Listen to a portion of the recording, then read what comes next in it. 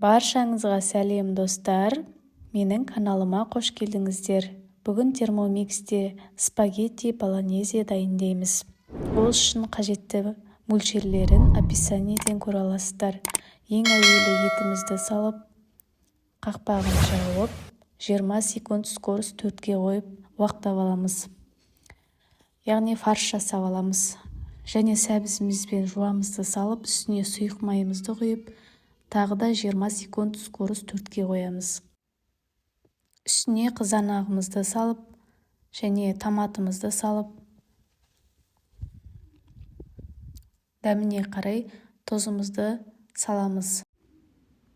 Үстіне суымызды құйып, қақпағын жауып, 15 минут 120 градус скорость 2-ге қоямыз.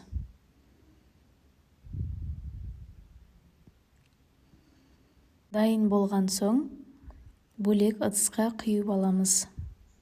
Ары қарай спагеттиімізді пісіреміз. Ол үшін үстіне суымызды құямыз, тұзымызды саламыз, және қақпағын жауып, үстінен спагеттиімізді саламыз. Мөлшерін өзіңіздің қалауыңызша саласыз, және 10 минут 120 градус скорость 2-ге қойып пісіріп аламыз. Спагеттиіміз дайын болғаннан кейін душылаққа осылай салып сорықтырып аламыз. Түгелдей сорықтырып аламыз. Спагеттиіміз сол кезде жабыспай, өте дәмді болып шығады.